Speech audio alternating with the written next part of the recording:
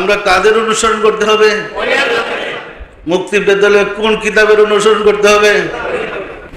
সম্মানিত আশিক রাসূলেরা, ইসলামের জন্ম হয়েছিল কলব থেকে। ইসলামের সমাধানও কলবে দিবে। মাঝে আমরা কিতাব সর্বস্ব হয়ে মন গড়া ফতোয়ার শিকার হয়েছে। আসমানি কিতাব আল কুরআন, আল্লাহর বাণী, আমরা বিশ্বাস করি না, কিন্তু আমরা নির্ভর করছি ফিকহের উপরে। ফতোয়ায় কি বলে? ফতোয়া পরে পাশ করে তাকে মুফতি বলে। মুফতি সাহেব কি ফতোয়া দেন, তার উপর নির্ভর করে আমরা পরিচালিত হচ্ছে। আমরা কিন্তু কোরআনের উপরে নির্ভরশীল নই। সম্মানিত আশিক রাসূলেরা, যে সমস্ত শিক্ষা প্রতিষ্ঠানে ধর্ম শিক্ষা দেওয়া হয়, সেই ধর্ম শিক্ষার মাঝে রয়েছে তাফসির সাবজেক্ট, হাদিস সাবজেক্ট আছে, কিন্তু ফিকহ সাবজেক্টও আছে। কিন্তু মাদ্রাসায় বা প্রতিষ্ঠানগুলোতে যদি কোনো মাসলার প্রয়োজন হয়, কোনো ফতোয়ার প্রয়োজন হয়, যিনি কোরআনের মুফাসসির তিনিও কিন্তু ফতোয়া দিবেন না। যিনি মুহাদ্দিস তারও ফতোয়া দেওয়ার অধিকার নাই। কে ফতোয়া দিবে? যিনি মানুষের বানানো মতবাদ শিক্ষা মুফতি হয়ে আছেন, যিনি সুন্দরভাবে আপনাকে গায়েল করতে পারবেন, এমন একজন মুফতির প্রয়োজন। কি? যে কোরআনের পণ্ডিত, মুফাসসিরে কোরআন তার নামের আগে লেখলেও ফতোয়ার বলে তার কোনো অধিকার নেই। সত্য না মিথ্যা বলেন তো? তাহলে সবচেয়ে গুরুত্ব হচ্ছে আমাদের সমাজে, আমাদের জাতির কাছে মুফতি সাহেবের। কি বলেন? আচ্ছা, মুফতি সাহেব কিভাবে সমাধান দেবে? মুফতি সাহেব তো কোরআন জানে না, সে তো হাদিস জানে না, সে পাণ্ডিত্য অর্জন করেছে ফিকহের উপরে। আর ফিকহ ওই বিদ্যা যেটা মানুষের বানানো। সত্য না মিথ্যা বলেন? তাহলে সমস্ত কলা কৌশল এইভাবে শিক্ষা দেওয়া হয়েছে যেভাবে আপনি বিপদগামী হইতে পারেন। আমার কথা কি পেশ লাগে আপনাদের? বউ সারার মশলার জন্য কোরআনে কি বলছে জানার প্রয়োজন নাই, মুফতি সাহেবের কাছে যান। কে কোরআনে আল্লাহ বলতে পারেনি? হাদিসের প্রয়োজন নাই, কেন রাসূল জানে না? যান মুফতি সাহেবের কাছে। একজনের কাছে গেলেন, উপযুক্ত সম্মানী দিতে পারলেন, তালাক হয় নাই।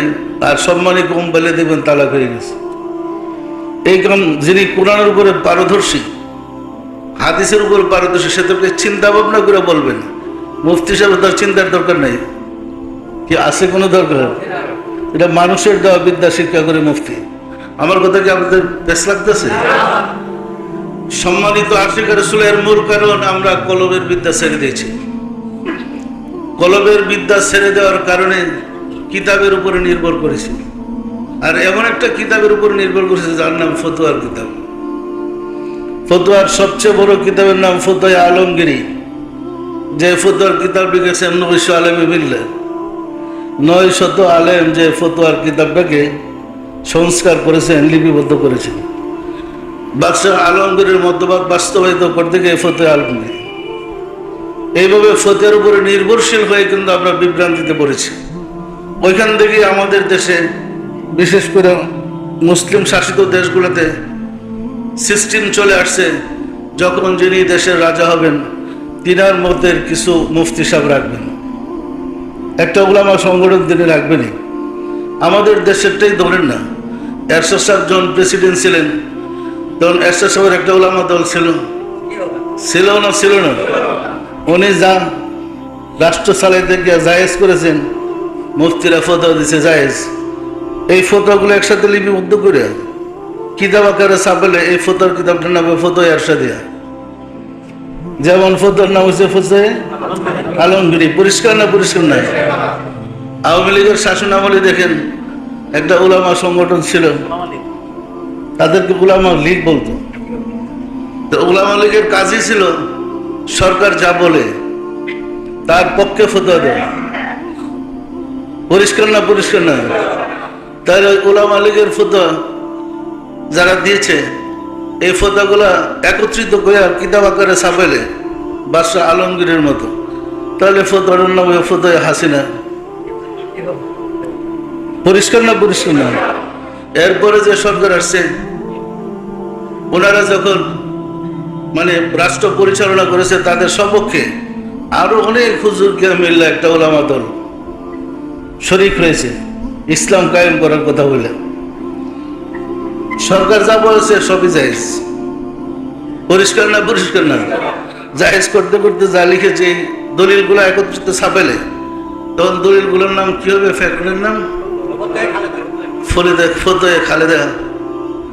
এইভাবেই যখন যে সরকার এসেছে ইসলামের কথা বলে, মানুষকে তাদের সলবল কৌশল দেখায় কাটসাট করে নিজের মতো সাজাইয়া নেওয়ার জন্যই একটা উলামা দল সাথে রেখেছে।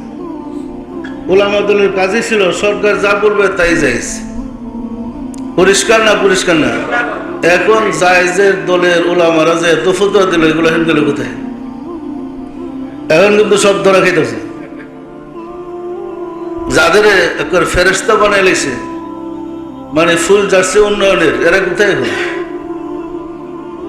ক্ষমতা গেলেই যদি জেলে যেতে হয়, এদের ফতোয়া দিয়ে আপনি মুক্তি পাইতে চান? কি বলেন? এই হুজুরদের ফতোয়া দিয়ে পার পাইতে চান? মুক্তি পেতে হলে আপনাকে অনুসরণ করতে হবে ওলি আল্লাহদের। ওলি আল্লাহদের অনুসরণ অনুকরণ ব্যতীত মুক্তির কোনো পথ নাই। এই কথাটা দিনের মতো পরিষ্কার। ওলি আল্লাহদের উপরে কারো প্রভাব বিস্তার করতে পারে না। ওলি আল্লাহরা আল্লাহর প্রভাবে প্রভাবিত। প্রকৃত অর্থে ওলি আল্লাহরই হয়েছে নায়েবে রাসূল। তারা চরমভাবে নির্যাতিত হবে, অপমানগ্রস্ত হবে, জীবন বাঁচি লাগে, তবু রাসূলের কথা বলবে, আল্লাহর কথা বলবে। কোনো অবস্থাতে তাকে পদস্খলন করানোর কোনো সুযোগ নেই। পরিষ্কার না পরিষ্কার না? আমরা আল্লাহর বাণী কোরআনের মুফাসসিরদের কিন্তু কোনো দাম নাই, দাম হয়ে গেছে সব মুফতিদের। অথচ আল্লাহর বাণী আল কোরআন, আর কোরআনকে মন্থন করে মানুষ ওলি আল্লাহ হয়েছে। কোরআনের বাণীকে মন্থন করে, কোরআনের জাহের বাতেন শিক্ষা করে একজন মানুষ ওলি আল্লাহ হয়। আর তার বাতেন শিক্ষা করার জন্য কলবের বিদ্যার প্রয়োজন হয়। পরিষ্কার না পরিষ্কার না?